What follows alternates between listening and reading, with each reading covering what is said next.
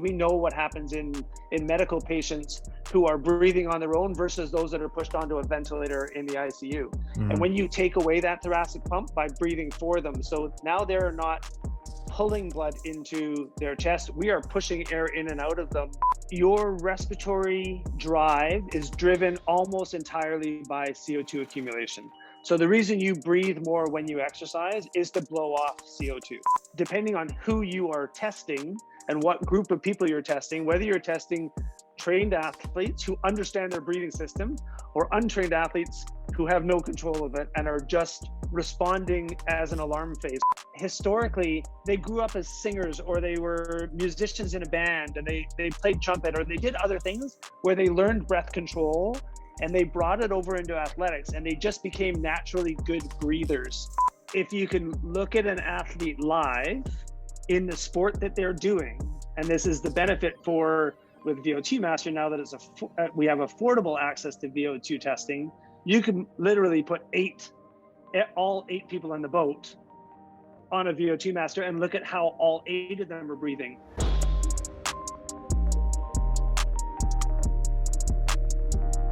Welcome to this new episode. Before we get started, I'd like to thank our sponsor for the podcast, Moxy Monitor. For those who don't know about the Moxy Monitor yet, it's a NIRS device that measures muscle oxygen saturation and blood volume in real time. It's a non-invasive sensor that is placed on the skin and can be worn during any training or sporting activity. Motocross riders and climbers wear it on their forearms, hockey players on the ice, swimmers can wear it in the water. I've used it to test rugby players, CrossFit athletes, endurance athletes, and more. The Moxy allows you to individualize work and rest periods, optimize load, reps, and sets, identify training thresholds in real time, and even correct movements based on what the data is showing you. You can also use the Moxy Monitor to determine an athlete's energetic limiting factor and their individual training zones. Using this process, you can better target the athlete's limiter with precision in order to improve their programming, training, and in turn, their performance.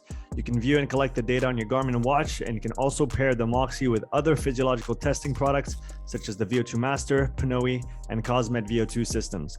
The Moxy is a tool I've used weekly for over a year now with great success, and I highly recommend it to any coach who's interested in digging a little bit deeper on the physiological side of health, fitness, or performance. You can use the coupon code UPSIDE at checkout for a 5% discount on moxymonitor.com/shop. That's UPSIDE for a 5% discount. With that said, let's get into the show. Okay, Andrew, we're now live on the podcast. How you doing, man? Hey, I'm really good. Nice to see you, Sean. It's great to have you back on by yourself this time. I had you on before with Peter and then recently with Jem, but I've been wanting to chat with you one-on-one for quite a while. So thanks for making the time to do this now. It's okay. I always love these conversations. They light me up. So thank you very much for having me back. Yeah. For those who don't know who you are yet, can you please give us a quick bio? Who are you and what do you do? Sure. My name is Andrew Sellars. I'm a physician by trade. I work as an anesthetist in a small town in Western Canada called Salmon Arm. That's my day job. My other passions are for exercise physiology, and I've been a long time coach. I did some coaching training back in my pre-medical school days and grew up as a swim coach in BC, all around BC, and eventually coached at the university level with a great mentor named Peter Vizsolyi at the University of Victoria. And when I went to med school, continued my passion for coaching and met some amazing mentors up in the wilds of BC.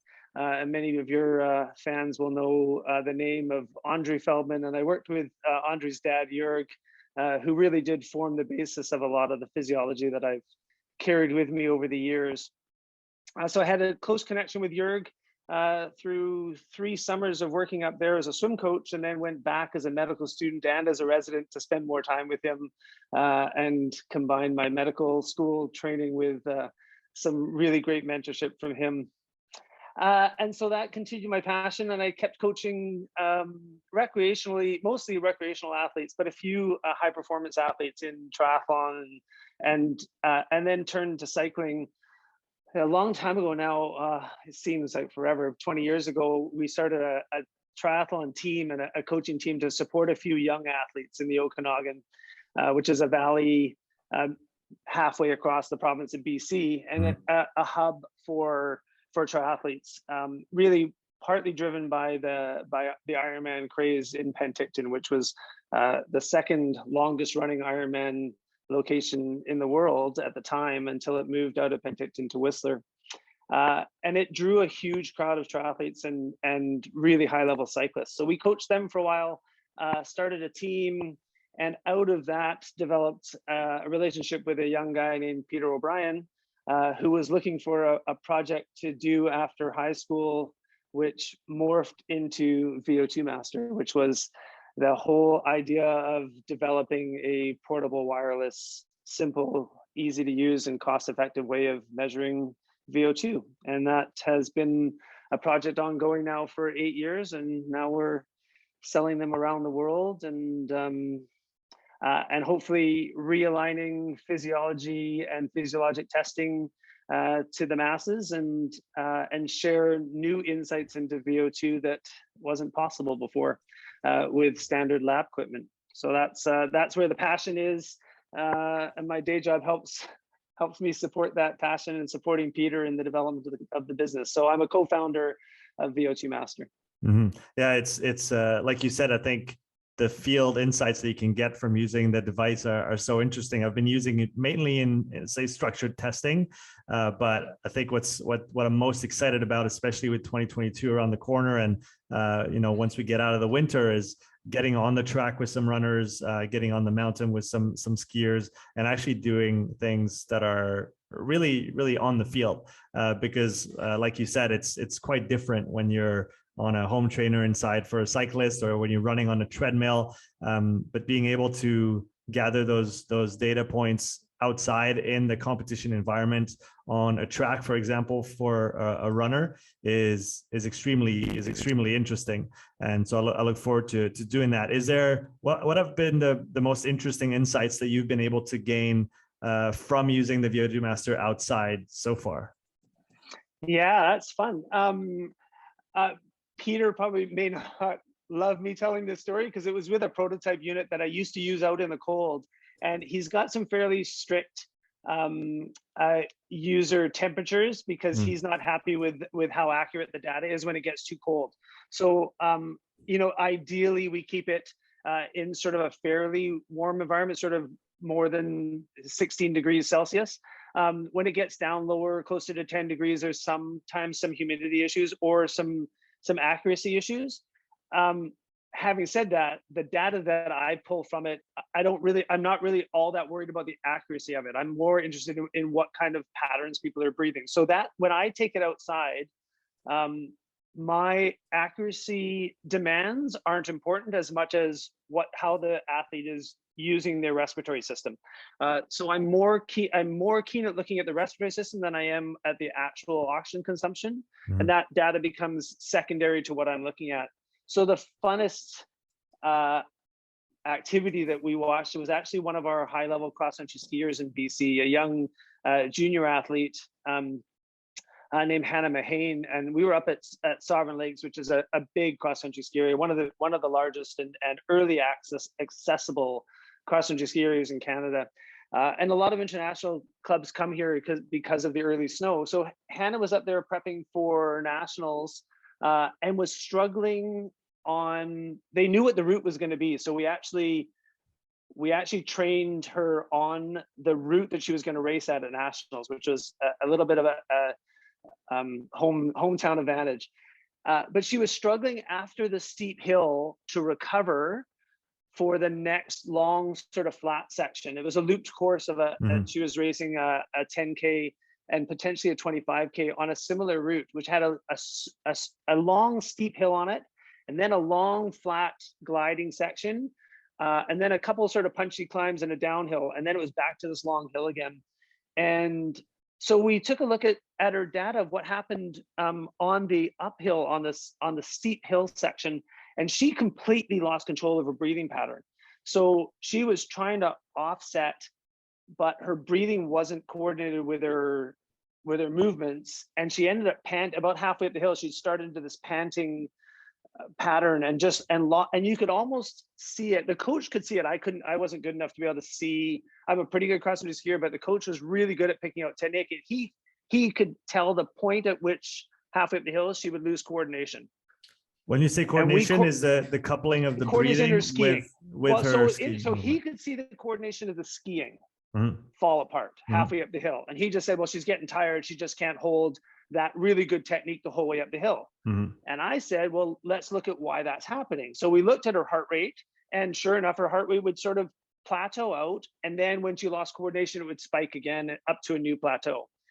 But at that same moment, she was also losing her breathing. And about 30 seconds earlier, she'd lose her breathing pattern. And her breathing pattern went from this nice rhythmical control thing to all of a sudden panting. And within 30 seconds of the panting, she would lose her coordination skiing. Mhm. So we played around so we stopped her after a couple laps and gave her some ideas on breathing patterns. And it was fascinating.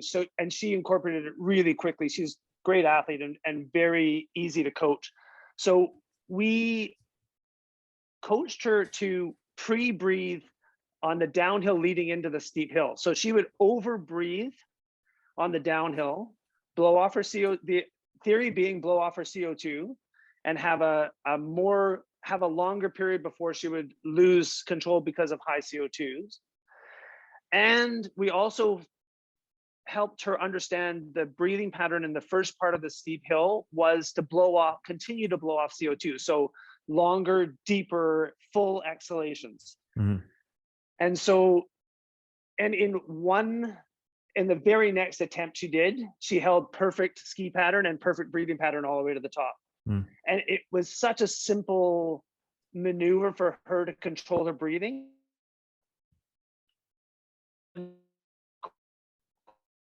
On the hill, the short little downhill before section, and she's the downhill as well, and get right back into her slow, easy breathing on the long glide section. And her lap time dropped by almost a minute with just breathing pattern changes. That's really Yeah. interesting. What did it look like on the respiratory data? What were you looking at when you saw that she was losing control of her breathing? What did it look like? If you could talk about maybe a range of Sure. frequencies and volume, and how that changed when she started, like you said, panting and losing control. What does it actually look like? Yeah. So respiratory, it looked like a dramatic change in respiratory frequency. So it went from being a coupled breathing pattern, which was consistent with her ski technique, to and very rhythmical, to a spiking, a very fast respiratory pattern that was uncoordinated. So, and I would have trouble remembering the actual rates, but I'm going to say that she was breathing a respiratory frequency between 30 and 40, depending on how fast she was offsetting. And then all of a sudden she would be breathing 50, 60, 65 breaths a minute. So you could see she was almost trying to breathe with every step, but she couldn't because it was too fast and she couldn't move enough air. So she would take one deep breath and then a couple really short panty breaths. And so it was mostly respiratory frequency, but you could also see that also affected her ventilation. So when she was breathing rhythmically, she actually had pretty good ventilation numbers because her tidal volumes were relatively consistent. So she breathed 30 breaths a minute with 2.5 to 3 liter breaths, which was getting close to 90 liters per minute. And then she'd go into this funky pattern with really fast respiratory frequency, but lower tidal volumes. So her ventilation didn't change that much, but it was inefficient. And what ended up happening is for those that understand dead space. So dead space is that amount of air that's in your mouth and in your trachea and in the first splits of your bronchi that don't exchange CO2 or oxygen. And if you're moving that in and out of your mouth or in and out of your trachea, it's not actually beneficial to eliminating CO2 or providing oxygen. So if you go from a pattern of 30 breaths a minute to 60 breaths a minute, you're doubling the amount of dead space you're moving. Yeah. So if we talk efficiency, it'd be fair to say that you should aim to breathe the fewest breaths per minute. If we're talking efficiency, whether it's at low intensity or at high intensity, to again maximize that exchange, I guess volume surface as well on the lung. Because if you only take a shallow breath, you're not going to fill the lung all the way down to the bottom. So that those are multiple reasons why you want to maybe leverage volume rather than frequency when you're talking about efficiency. Is there any? Is that a fair? Is that a fair you're statement? totally right. And no, you're perfectly right. And the easiest way for people to understand is if you use a real number. So a relatively high ventilation rate of just say 100 liters a minute. So you're working, most people, if they get to 100, they're working really hard.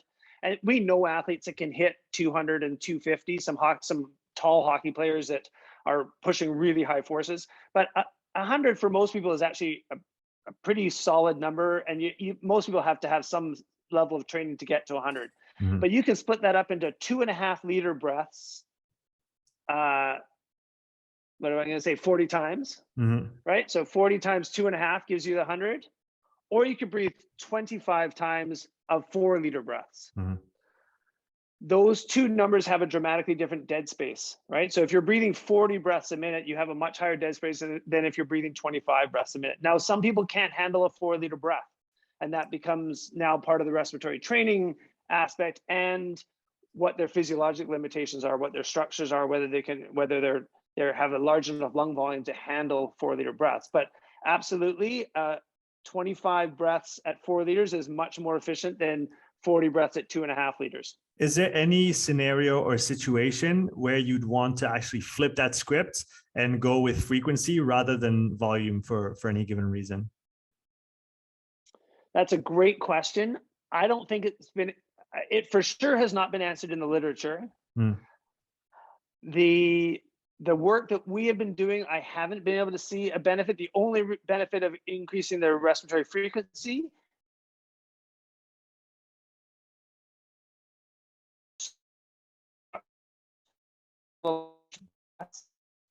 so they're having to overwork accessory muscles or something to be able to push those larger volumes. So I lost you just when you started to give your answer. So the only reason you'd want to, I think that's where you were, if you don't mind picking back up, about 10 seconds.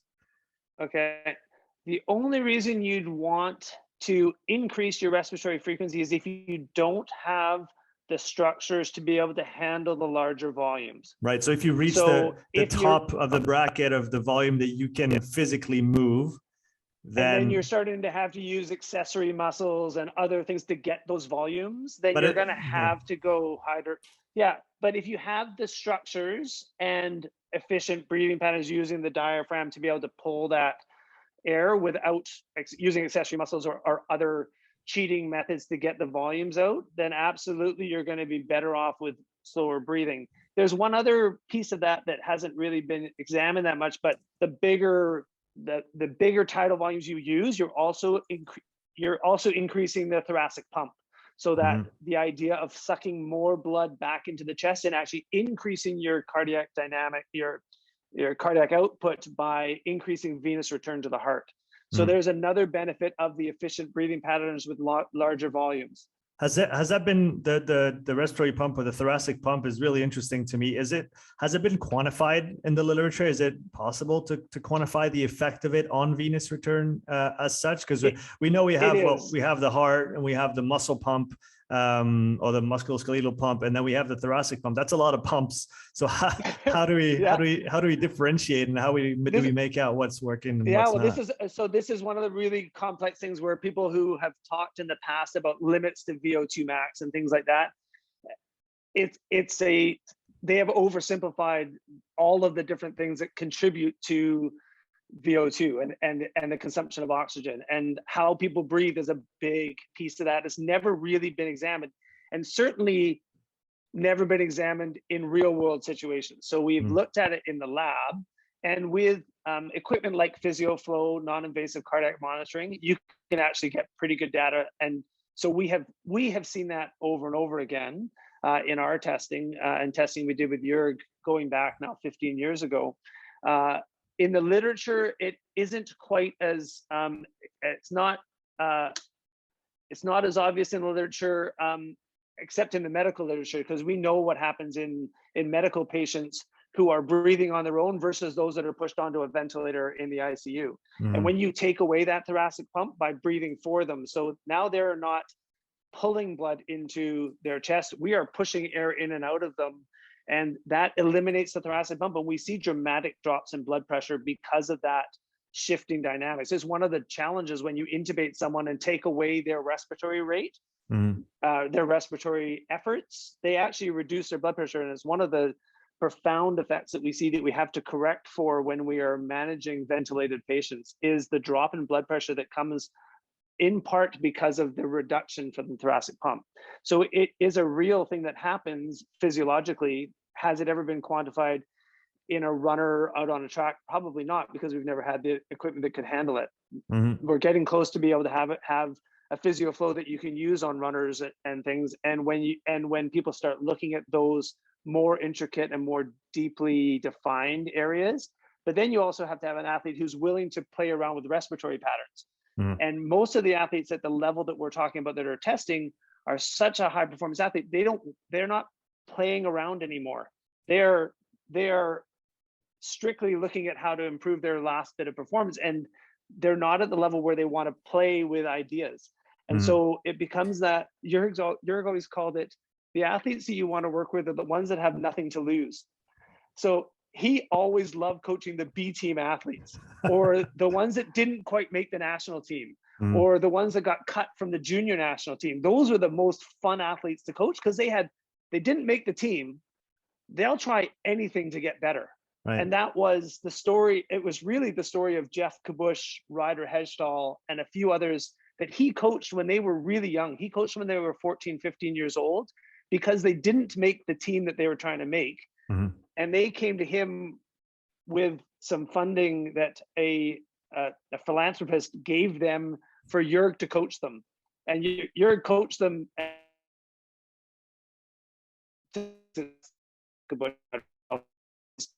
world-class performance for 20 years in a sport that is highly competitive. But they were the first wave of athletes using SpiroTiger, athletes testing, playing around with different coordination sessions, and just completely off the chart training techniques that made perfect sense physiologically for them, and specifically for them, not for everybody else, but just for the people. And that's where Jurg shined, was he would identify what the limiter was for that athlete and then train them in a way that didn't make sense for any other athlete to train, and then showed, okay, we've overcome that limitation, what's next? And that's how they developed as athletes through their growing years.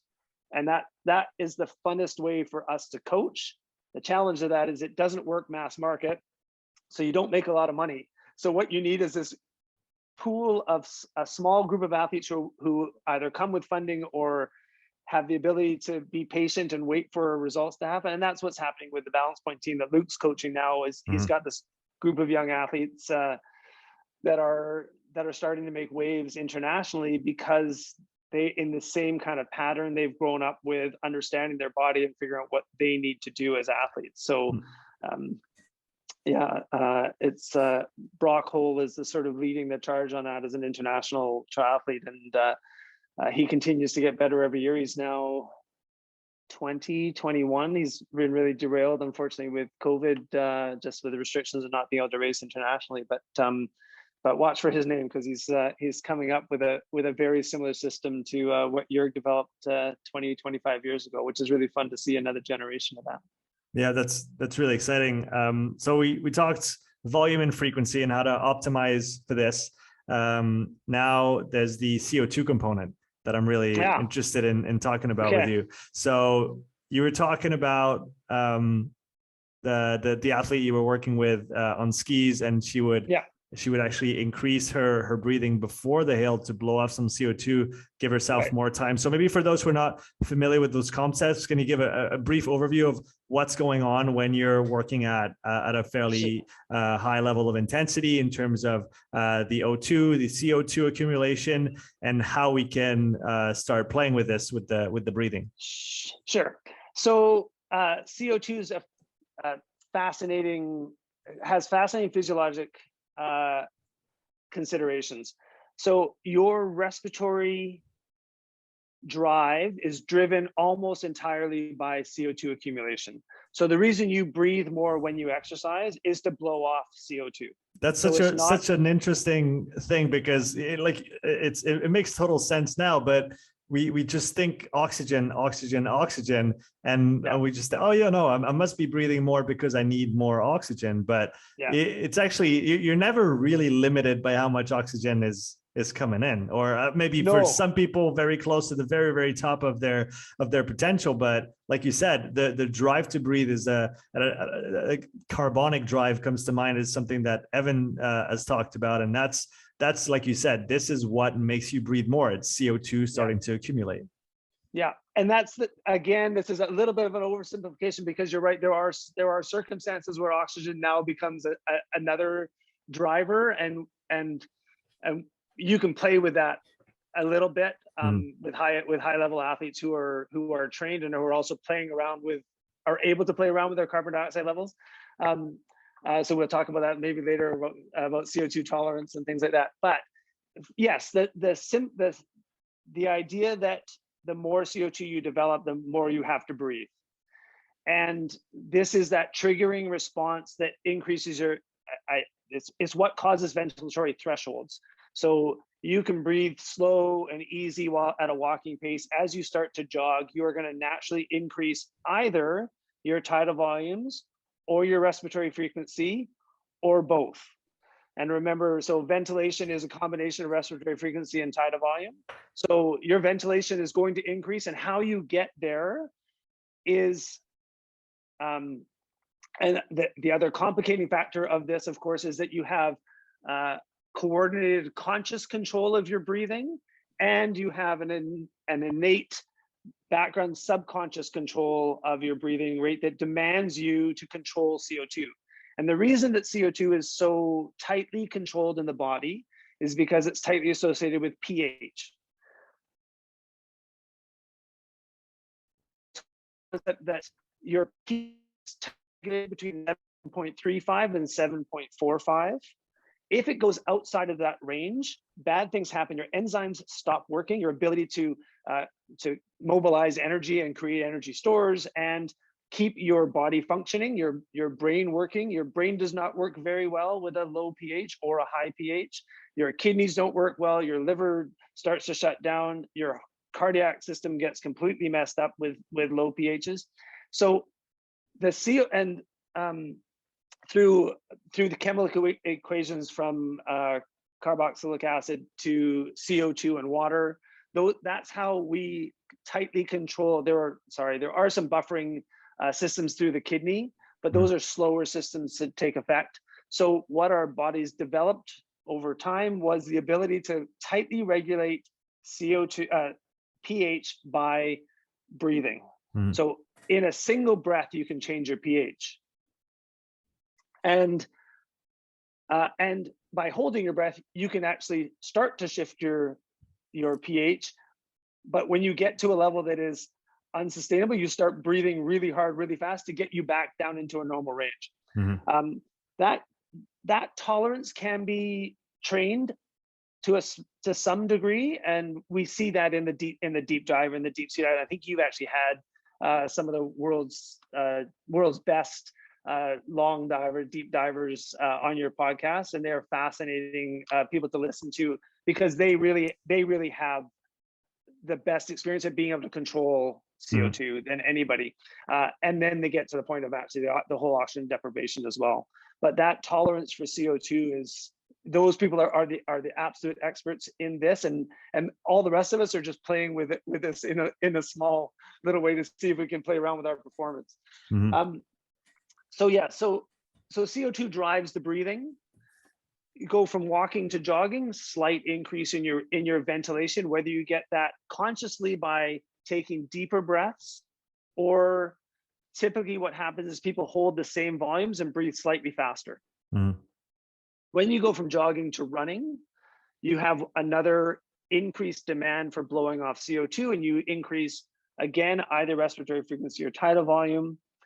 And this becomes a really fascinating, when you look at research and step tests over time, is very few people have actually looked at how people got how they got to those different ventilatory thresholds, and whether they were doing that consciously or subconsciously.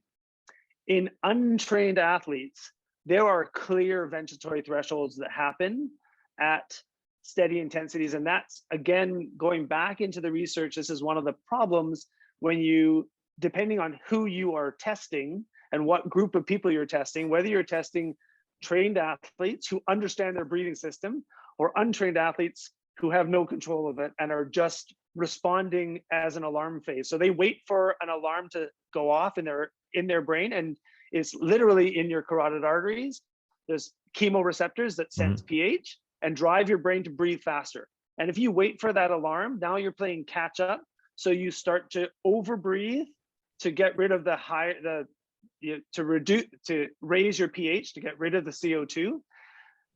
And then you settle into a breathing pattern. You see this all the time in untrained athletes. They'll hold a breathing pattern. If you do a standard step test, so whether it's 3 minutes, 4 minutes, or 5 minute steps, they will hold a breathing pattern for a number of steps in a row. And then they will alarm phase at the next step. They'll overbreathe, and then they will settle back into a new level of ventilation. And they will typically find what is most efficient for them. So if they are limited by their volumes, I'm fairly short, so I talk about short people all the time. So I don't have a huge lung volume because I'm short. So if I'm limited to a 3-liter tidal volume, then I may overbreathe to 45 breaths a minute at that second sort of level of ventilatory threshold at 45 times 2 liters. Then I'll go, I can actually breathe 2.5. So that'll settle back down to 40 times 2.5 or 35 times 2.5. And then when I alarm again, I'll overshoot and I'll drop my volumes down and I'll breathe 50 breaths a minute for a few. And then I can't breathe 50 times 1.5. I got to breathe 45 because I don't have the coordination to breathe 50. So they will alarm into something higher that they can't sustain. And then they will find the most efficient breathing pattern for them. That then off. So you can train an athlete to use if you train an athlete to use larger and larger lung volumes, now they have the ability to either shift to bigger volumes instead of having to just increase their respiratory frequency. But the killer combination is if you actually give them the large tidal volumes and coordination to be able to blow really fast. Now they can play around with different CO2 levels, and maybe we'll get into that in just a second. But that range of breathing actions now under conscious control now has dramatic effects on those ventilatory thresholds.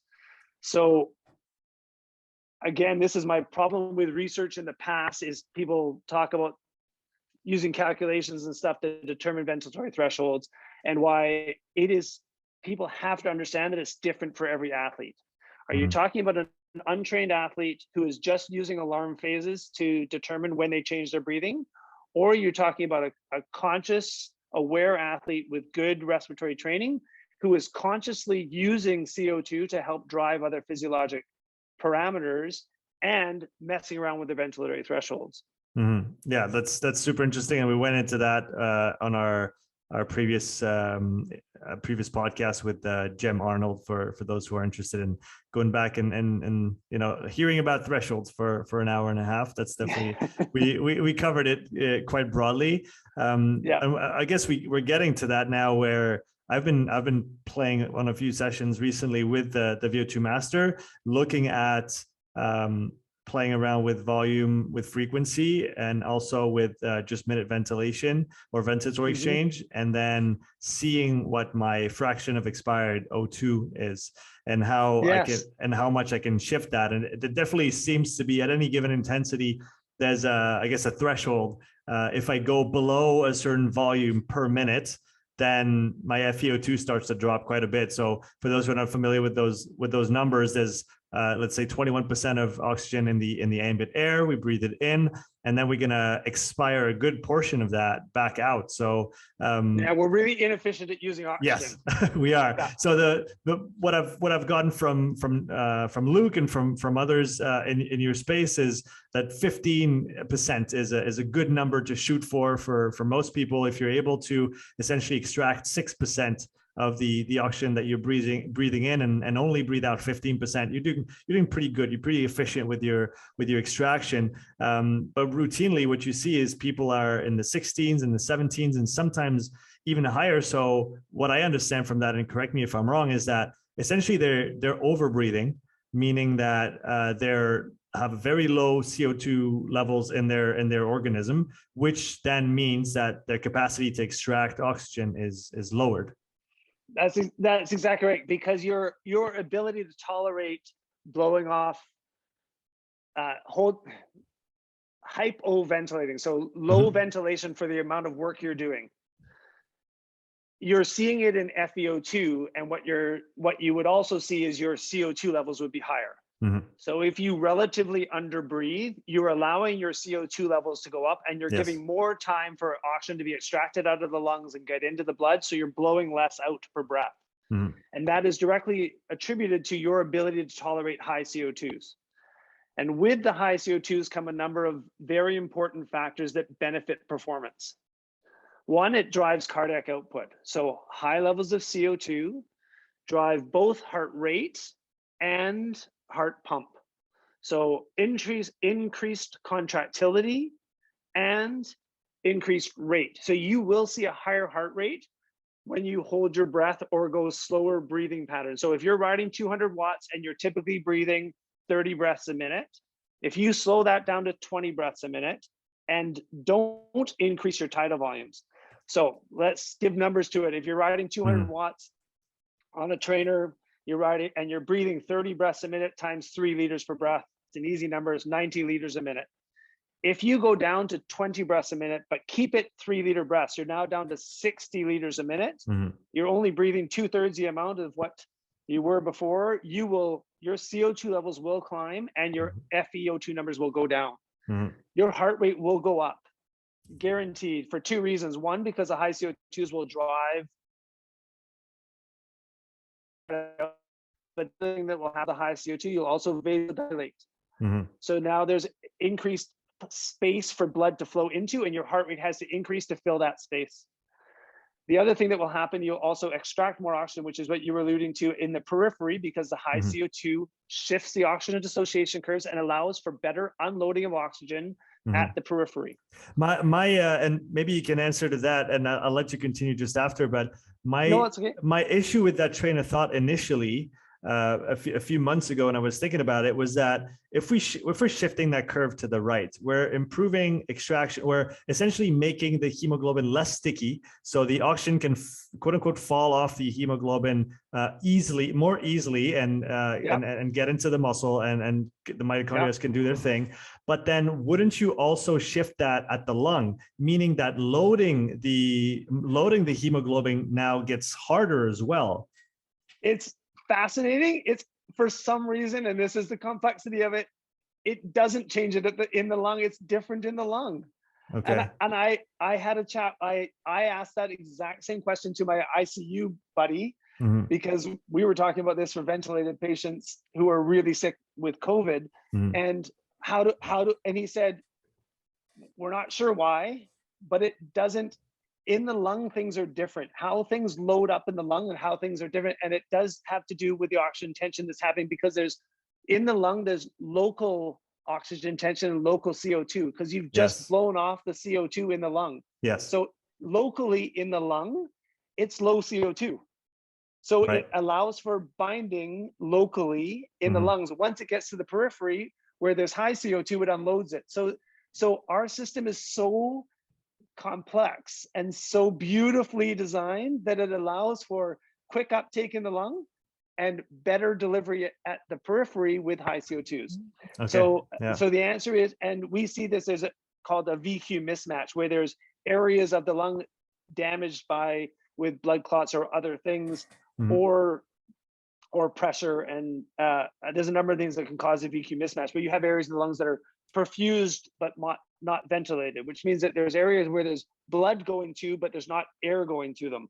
We see this in patterns of pneumonia and stuff like that. And those areas actually shut down. So there's local control in the lungs to make the best use of whatever alveoli are being used. That's so really again, fascinating. it just adds to the level of complexity. So it's it's never as simple as we talk about.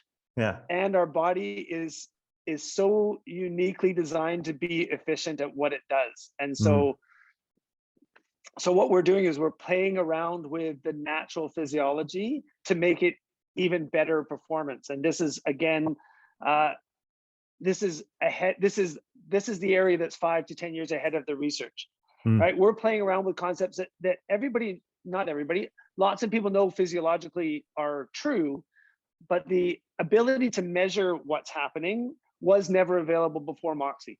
So when you do that same exercise, and I've actually done this through a 515, you can play around with this, is you do the 90 liters of breathing a minute at 200 watts, and then the next cycle do 60, you'll see what happens at the Moxy. And sure enough, you unload oxygen better. And this was a theory before we had Moxy. Now with Moxy, it's really obvious. You can, if you play with your breathing, you unload oxygen, your Moxy levels go down, which means you're making better use of the oxygen you're supplying. Does that increase performance? That's the next question. Anecdotally, yes, we've trained athletes to be able to play with their breathing patterns and increase performance. Hannah Mahane in the cross-country scene was a perfect example of that. We showed her that if we improve her tolerance for CO2 and her breathing patterns and make them more efficient, she holds better ski technique and she does the lap faster. If you overbreathe before a sprint, you will not be short of breath at the end of your sprint. So that was the other experience we had with a cross-country skier, is we gave him Spyro Tiger training.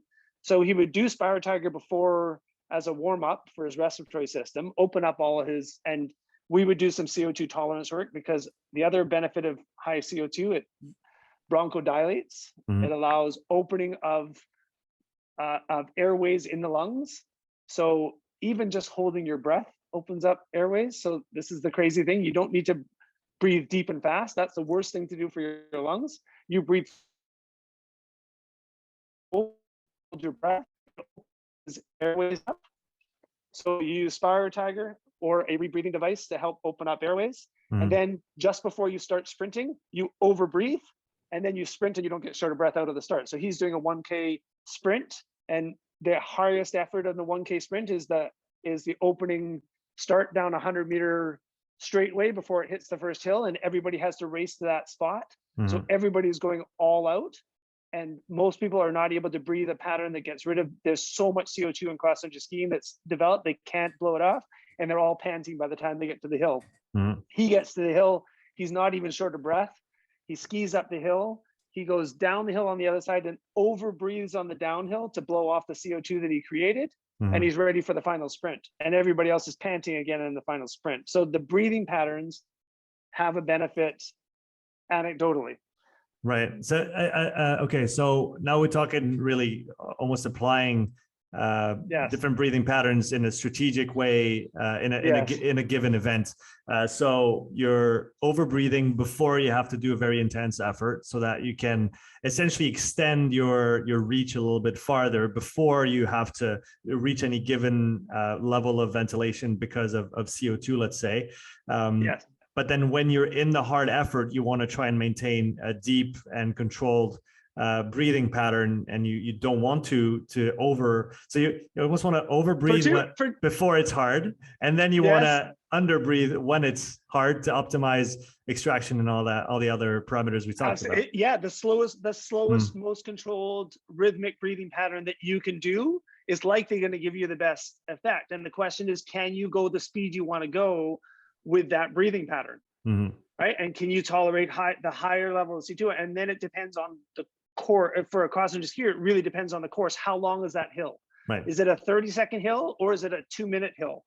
Because a 30-second hill, he could easily control by over breathing into it and then slow breathing up it. If it's 2 minutes, his CO2 is going to climb so high, what he doesn't want to ever do is get into an alarm phase. Right. So and I guess Brian talks about this really well. He always says, if you don't control your breathing, your breathing controls you. So that's a great, Brian's got such a great history of working, because hockey is so respiratory dependent. Yeah. Right. And those athletes are so perfect because they're The hockey players, so those that haven't heard Brian Kozak talk, so Brian Kozak is a hockey coach who's worked physiologically and really based most of his physiology on Jurg's ideas from breathing techniques as well. But his athletes are so perfect and easy to train because they all have exactly the same intensity all out for 60 seconds or 90, I can't remember the longest shift that they do, and maybe 90 seconds, but really they're going flat out for a minute and then they sit and they don't move for however long until their next shift. They jump over the boards and they go flat out and then they come back. And they just do that over and over again for a 60-minute game. It's cut it into three periods, but it's 60 minutes of all out, then nothing, then all out, nothing. Whereas cross-country skiers, every course they go to is going to be different. And so the breathing patterns that they have to develop are going to be different depending on how steep the hill is, whether they're classic skiing or skate skiing, whether the hill is so steep that they have to offset, or whether they're one skating up, and all those different patterns. And that's why cross-country skiing is so fun to watch with a VO2 master, and why I'm really hoping that one of the things we're going to develop over the years is confidence for Peter to be able to say that we can get it down to colder and colder temperatures. So just so everybody knows, that's one of my dream projects that keeps pushing Peter and the unit and the engineers to harder and harder things. And one of them is how do we make it so that we can use it on snow reliably and things. But the funny part is that we can actually use it now for breathing patterns. Peter will hate it because there's always a risk that it's going to screw up the device, and that people are going to start saying, "Oh, the device isn't working anymore." And you're like, well, you took it out as -10. It might not work if you really push it. But I have an in, so I keep taking it out in cold temperatures and playing around with it. And I've taken it backcountry skiing and played around with breathing patterns up at altitude and stuff like that. And part of it was to see what the device could do. And I've never had a problem with it, but we have to for rational reasons. We have to tell people that it's not to be used that way. But just so everybody know, we're playing with the ideas of trying to be able to push the limits of what it can do under different temperatures for that.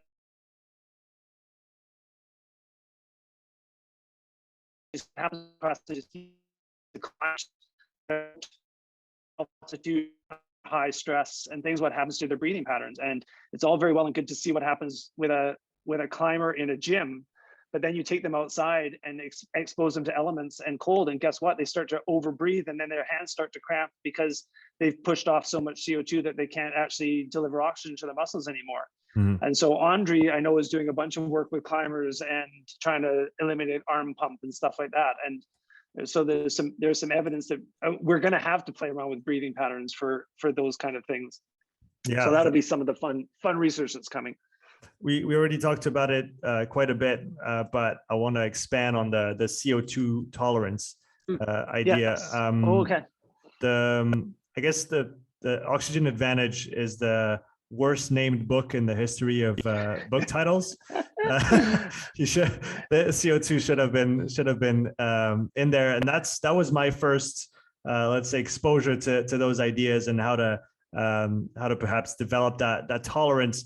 Number one, have you read the book? And number two, do you think it's a good first step for people to start playing with those ideas, or is there maybe another or better way? No, it's great. No, I think it's a great book. I have read it. And I loved, I think you're totally right. It was you that put me onto that book because I heard you making that comment in one of your podcasts. And so I picked it up and I loved it.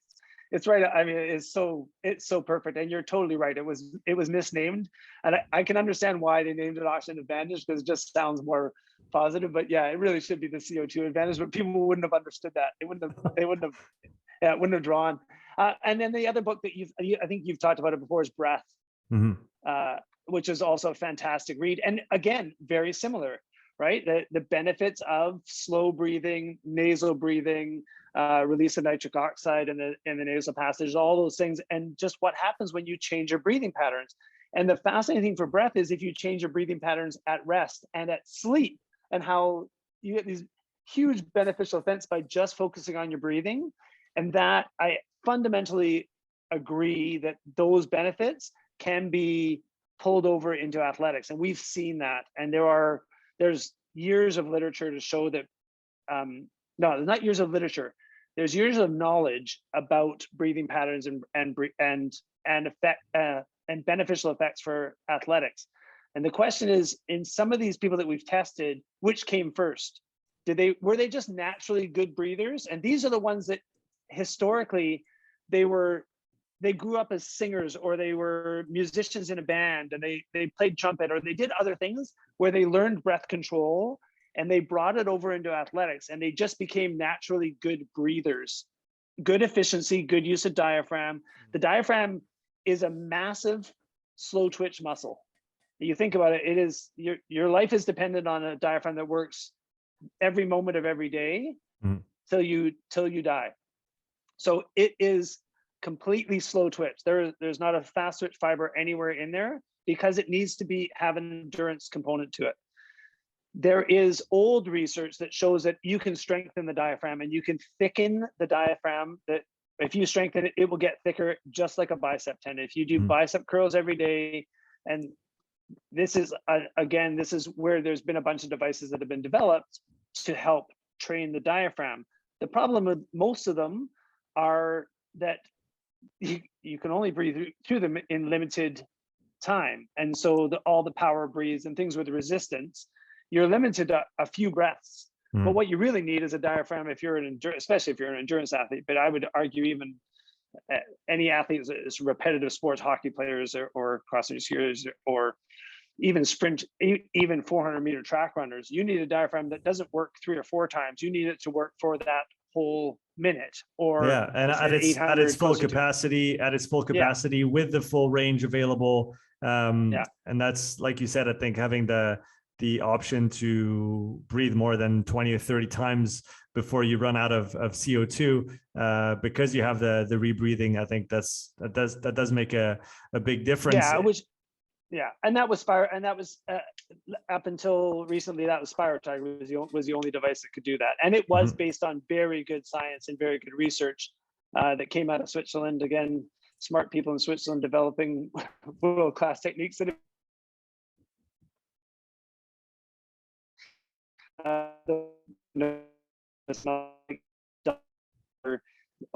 over a decade now of Swiss dominance has all come in part because of that commitment to respiratory training in the young athletes. All Nino Schurter and all of those athletes all prioritize religiously and have developed amazing respiratory systems. And the benefit. It would be interesting. I would love to. If I had a chance to sit down with anybody, I would love to sit down with Nino Schurter and ask. I know he's extremely well trained respiratory wise. The question is, does he use it in his events, or is he just does he just naturally use what he needs, or does he actually? And I don't know. I don't know the answer to that. Because mountain biking would be again similar to cross country skiing.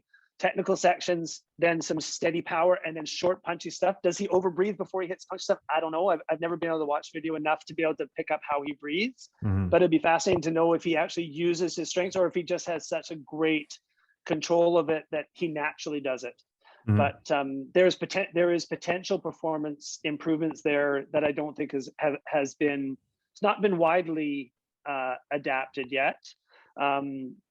But we've seen anecdotal evidence in our athletes of how to use and how to improve performance by respiratory interventions during races. But it does take some significant training before you start doing that. So we kind of had this tiered system. So first, learn to breathe, and that's where reading those books, Oxygen Advantage or Breath. So we have typically, when we're talking about breathing training, we talk about sort of 3 different levels. So the first level, just learning how to breathe. Learning how to engage your diaphragm, how to take deep breaths, and what it means to play around with tidal volumes. Then the second level, once you've understood how your respiratory system works and how to breathe, the second is training breathing. So how to increase vital capacity or increase tidal volumes, and this is measurable. And we were just talking offline about that with specific respiratory training. Over the last 6 months, I've been able to move my vital capacity, which is the total volume that I can move in a single breath, from 4.2 liters to 5.4. So it's a full 20% improvement in my vital capacity. Yeah. And that's at 52 years old and a fully retired, never a great athlete. I was a good athlete. I was never a great athlete. It's certainly never professional level. But the fact that at 52 I can change my vital capacity by 20% gives pretty well, and that's with some history of respiratory training in the past. So my vital capacity was already better than most people my height because of the previous training. So it just lends the idea that respiratory systems are trainable for anybody, no matter what their level of previous training is, whether they're elite athletes or beginners. And I would argue that the beginners have even more range for improvement than someone like me, which is, so it just makes it another fascinating area to train and to measure improvements. So there's that training phase. And then the third phase is actually incorporating the benefits of a trained respiratory system into competition, and then using it for performance advantage. And so those are the three kind of levels. And we have a very small number of athletes that have used it in performances, but everybody who we've ever worked with who has gotten to that level has shown performance improvements. So again, it's not in the literature, and the main reason it's not in the literature because it takes way more than 6 weeks for you to benefit from the training to have the not only the functional benefits of learning how to breathe, but actually the structural benefits. So again, we talk about those two different ways of training. The structures to actually thicken your diaphragm from training takes months to years to do. To increase the functional ability, so to learn how to breathe 60 breaths a minute doesn't take that long. You could do that in 6 weeks, and you could actually test that in a 6 week training program. And the problem with most literature is limited to a 6 to 8 week training phase, and they look for difference in patterns and see whether training worked. And that's great for functional training. So you can absolutely show very good functional adaptations in 6 weeks. But if you want to see structural adaptations, you need to look at things over a 6 month, 1 year, 2 year period. And there are very few university studies that last 1 year to 2 years. And that's just a limitation to most literature that's published literature. And so you now have to go, okay, well, how did that athlete get from where they were to where they are now? What did they incorporate? And people like Nino Schurter are good examples of that, of 10 years of steady development and at the top of his sport for so long. How did he do that? Well, he did that through respiratory training at a young age and continued on through dynamic development and training of systems that has led to his ability to continue to be at the top of a very competitive sport. If we talk about the second tier, the respiratory training part, so we have the few parameters that we've expanded on already so far. So we have volume, we have tidal volume, we have respiratory frequency, we have the product of those two. Are there any other major parameters that we have to take into consideration when we start to think about respiratory training? Is there how many different ways is there to approach respiratory training once you have, like we said, a device that allows you to do more than 20 or 30 breaths, that allows you to maybe control for or quantify a volume quite accurately so that you can actually know how much you're moving and how fast you're moving it. Once we understand those different things, how do you start approaching it, and how many different ways is there to skin that cat? Yeah, I would argue that specifically Spiro Tiger, because that's the only one that's been able to do that till now. There is some competition coming into the market that I'm involved with, so maybe I can just do a little plug for BWB. So Breathe Way Better. You should. This is our new device that will be coming out soon, and we're going to be sending Sean a device very soon.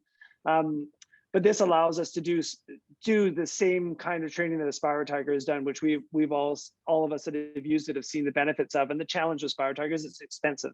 Yes. And it's a little bit cumbersome to use. So we're trying to make it a little simpler and much less expensive to be able to give access to more people. But those kind of devices are I would argue, are very similar to a kettlebell or a dumbbell. You can use that to strengthen your system in almost an infinite number of ways. So if you're trying to develop your bicep, you can do bicep curls and you can do them fast. You can do them slow. You can do them with heavier weights or less weights. You can do them in a dynamic motion. You can do it with your palm turned over, upside down. You can do it with your palm up. All of those different things will benefit your bicep tendon. And exactly the same thing can happen with Spiro Tiger or with Breatheway. Is you can do it fast. You can do it slow. You can do it fast with big volumes or fast with small volumes. You could do it alternating 30 seconds of fast and 30 seconds of slow, and being able to coordinate the difference between those so you can shift immediately from a deep slow breath to a fast small breath, or a deep fast breath to a small slow breath. All of those changes in that dynamics, and whether you do it as a 3-minute interval, a 5-minute interval, or a 20-minute interval, again, where are you trying to go and what do you need? So the hockey player is a great example. When they're skating, they want to breathe as controlled and slow as possible so that all of their energy can go to their legs and their brains and their hands to be able to move the puck, shoot the puck, and skate as fast as they can. So they want no energy going to their respiratory system, or at least as minimal going there as possible. So they want a super efficient respiratory pattern. I don't know how hockey players breathe because I don't work with them like Brian does. But I do know that when they come off the ice onto the bench, they need to blow off that CO2 as fast as possible for a couple different reasons. And again, the complexity and then the arguments about what's beneficial, but they need to blow off the CO2. So they are going to breathe as deep and fast as they possibly can. So they need to train how to over breathe. So we get guys that can now breathe 5 liters, 50 breaths a minute. That's 250 liters a minute.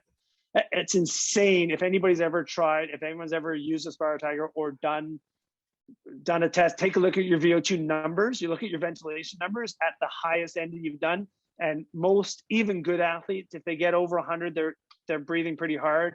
If they get to 150 or 160 liters, it feels like they are going to explode the respiratory system. These guys are breathing 250. Yeah, that's now they're not skating and breathing 250. They're sitting on a bench and breathing 250, and they tend to be tall guys. So remember, the taller you are, the bigger your pyramid. So if you're 6 feet tall, you get the benefit of having a wider pyramid. If you're 6'5", you get a taller pyramid, gives you a bigger base, much bigger tidal volumes. Again, that's why I said when I'm short, a 5.4 liter lung volume for someone who's only 5'7" or 170 centimeters. It's actually it's very good volumes, especially that I developed that at the age of 50. Yeah, I've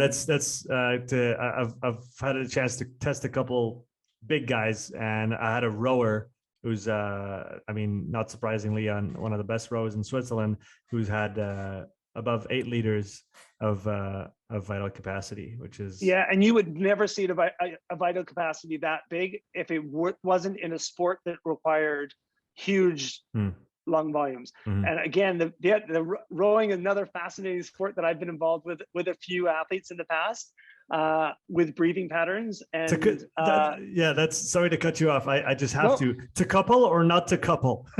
Yes. Yeah. It makes perfect sense to cut for me.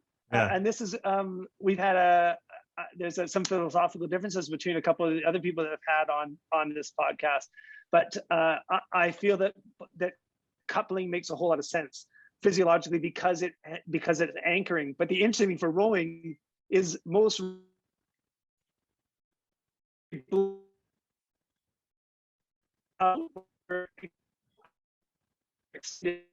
get breath when they're compressed, and to me that's backwards. And there's some fascinating research done by the East German guy who was world champion for years, who breathed the opposite pattern to most rowers.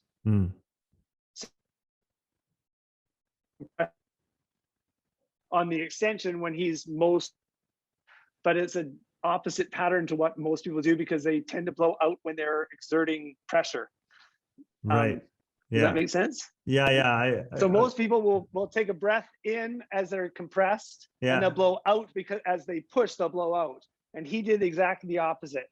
He would blow out on the crunch, and he would breathe in as he put pressure on the oars, and opened his chest, that's when he would breathe in. And I wish I remember his name, but there's some great videos of him showing that reverse breathing pattern. That's really interesting, because it's almost counterintuitive from a mechanical standpoint as well, because when you hold your breath, you generate some stability in the trunk, and from there you can better apply force into the legs. And if you don't have a good diaphragm. So the thing is, again, another really important thing about the diaphragm is the key core stabilizer. Yeah. So your abdominal muscles are awful stabilizers because they're so far away from what you're trying to stabilize. You're trying to stabilize the spine. And the distance between the spine and your abdominal muscles is so far that they actually do not act as very good struts.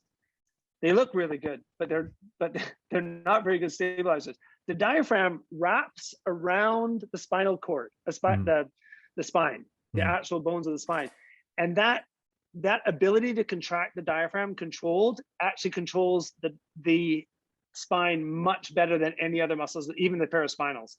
So if you're actually inspiring at the time, so you're contracting the diaphragm, you actually have great spinal stability. The challenge is breathing in while your abdominal muscles are contracting. And that is, again, why are you contracting your abdominal muscles? You actually don't need your abdominal muscles. If your diaphragm's contracting, you don't need your abdominal muscles. So you can actually allow more air in because you're actually allowing better flow of the better dropping of the diaphragm and increasing the ribs and everything else. So again, lots of those things that are super complex motion patterns that are really difficult to isolate, especially in motion out on a boat in the middle of a lake. Which has been some fascinating research that's coming out of VO2 Masters. A couple of universities that are using VO2 Masters in boats out on the lake. Because the only time we've ever looked at how people breathe in a rowing motion is in a lab on an erg, which is a pretty good representation of what happens on a boat. But those that have watched rowing over the years and know that the world records are often set, that the world record holders on ergs are almost never the world record holders set on the water, because the guys on the water have a different ability and different technique. Now those guys on the water have world-class erg technique as well, but we've seen this a lot. And I was exposed. I went to University of Victoria, which housed the national rowing team for years. So we used to all. It was a big event when erg started to come out, and they started actually posting world record numbers. And Derek Porter was there, was an Olympic Canadian Olympic gold medalist on the 8s team back in, would have been 96 or 2000. But we used to watch him, and we would cheer him on, setting at different distances to set world records. But it was 4 years later before he actually ever made a world-class level rower on the lake, just because his technique, it was all technique driven, and he had to go from being a world-class erg to being world-class out on the water. And he was able to do that with some great coaching and stuff. But yeah, so breathing patterns for rowing. Yeah, breathing patterns for rowers. Fascinating discussion. But the idea of coupling or uncoupling and then reverse coupling. So I think there's going to be a lot of fun with that. And this is, again, where if you can look at an athlete live in the sport that they're doing, and this is the benefit with VO2 Master, now that we have affordable access to VO2 testing, you can literally put all eight people in the boat on a VO2 Master and look at how all 8 of them are breathing.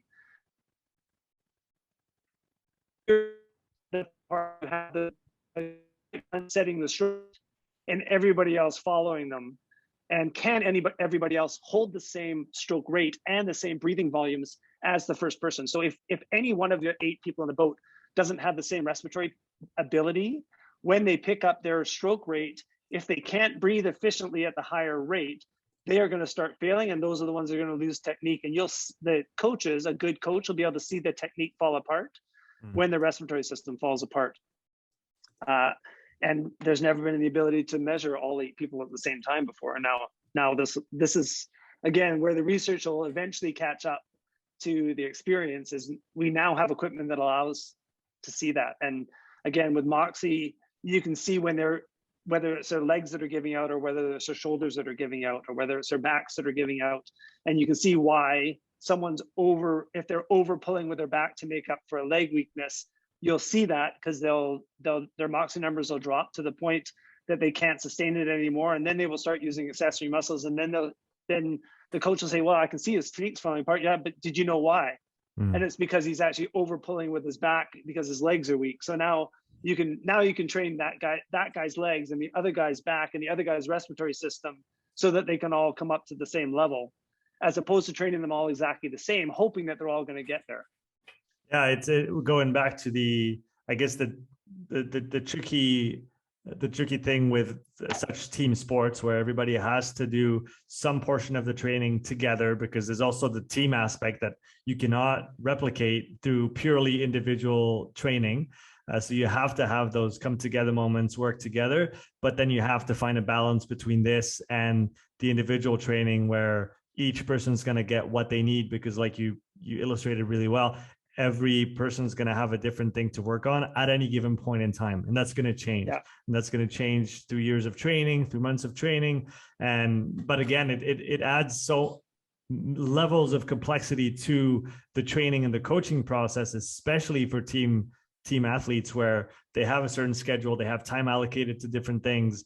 And even just to carve out 1 or 2 sessions a week that are purely individual adds a whole other ball of wax to the mix, right? And this is why most coaches at the development level are underpaid, and also the expectations have been in the past have been so low on development coaches, is that they give everybody the same program and the cream rises to the top and everybody drops off. And it was really devastating for me as a swim coach over the years to look back and realize how poorly I did at adapting programs for different athletes. And in hindsight, I would do it a lot differently. But I watch coaches now doing exactly the same mistakes that I made years ago. Everyone swims the same pace times. Everyone swims 10 100s on 2 minutes. And the top 3 kids get better and better with that training program. The other 7 of the 10 kids that are doing exactly the same training program get worse or don't get any better and drop out of swimming because they thought they weren't very good. And maybe it's because that pace time was too fast for them or too slow for them. And nobody taught them that really what they're limiting is their breathing. So if they just slowed down their swimming but improved their breathing, they would be able to keep up next year. And all of those different complexities. And when you start actually talking to coaches about that and their eyes start to open, you can see which coaches in the room are going to be more beneficial to their more and more athletes versus the ones that can't fathom the depth of the individuals that they're coaching. And it's hard because it doesn't pay enough to put the time in that really is needed to do a good job. And you need coaches that have a true passion for every athlete in their program. And those are the coaches that have more and more athletes that perform better and better. So they get well known. And if any coaches that have had prolonged careers of success and developed successful athletes have found a way to individualize their programs and develop individuals, and there is no set program for a whole team of athletes. It just doesn't work. And there's great historical examples of people that have that ability to bring the best out of all the athletes they work with. Well, that's definitely true. I can relate to that. Andrew, I think we're going to stop it here, but okay. I still have 7 topics on my list, so I'm going to have to get you back at some point in the mid to near future, because I feel like I still have a lot of questions for you, and I think we covered breathing in great depth today, so that was a lot of fun. I learned a lot, and I hope that the listeners and the viewers will do the same. So you talked about Breathe Away a little bit, and maybe tease that again for that 2022 year. So this podcast will be coming out early January. And like you said, you're working on this other device now that is going to be, I guess, very complementary to the VO2 Master, in the sense that it allows you to, once you have the data on how you breathe, is now how to breathe better. And that's exactly, yeah. That's exactly the goal. Our goal the goal from VO2 Master was to provide insight into how people's bodies work, and better insights into how they work in the sports that they're doing. Mm-hmm. And then the whole goal from Breatheway is to help people breathe better, and to help everyone breathe better, whether you're an athlete or an office worker or a healthcare worker or anybody. Everybody can learn how to breathe better, and that's what we're hoping to do with that device. So yeah, it'd be fun to talk about that. I love talking with you, and it's always such a pleasure to see you. And I wish I hope for 2022 there's some opportunities to travel again, and we're able to see each other face to face. But I apologize to your listeners who keep getting exposed to my ramblings and rants, but I love chatting with you, and I'll come back anytime. Man, that was a great pleasure. Thank you so much. We'll put the link to VO2 Master in the show notes. Whenever the Breatheway device becomes available, we'll make sure to obviously do another one, maybe with Luke as well, to go in depth on the applied side. We talked quite a bit about it today, but I think we can go in even more depth. That's one of the biggest questions that I get, I would say, is, how to start. How do you start with respiratory training? But I think your 3-tiered system made a lot of sense the way you explained it today. It's a simple way for people to get into it. They can kind of get into it at the bottom with whichever method they want to try and whichever philosophies they want to explore. But I think just as maybe a general takeaway is really just start focusing more on how you breathe at rest and during exercise. Even just that, even gaining in, let's say, breathing consciousness, if that's a thing, that is going to yield some benefits. It's like anything you haven't explored. For the runner who hasn't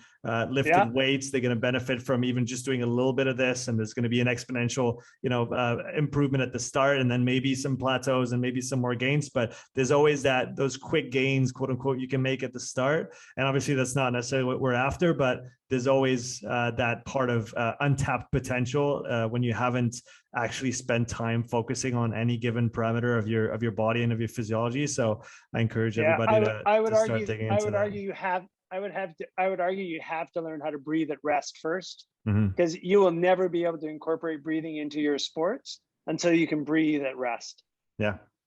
Efficiently, and be able to play with how you breathe and feel the different muscles. That could be a whole podcast on its own, just how to breathe, right? And in different circumstances. And we touched on it with the rowers or the hockey players, but there are techniques for breathing in whatever sport you're doing. And you can imagine how a rock climber breathes, and the kind of control and stability and calm they need versus a badminton player, and the dynamics of the changing flows and the changing, and a dancer and a singer, and everybody has patterns that they need to learn that are different than anybody else, and it's unique, and it depends a lot on your physiology and your size and everything else. And it's so many things to talk about.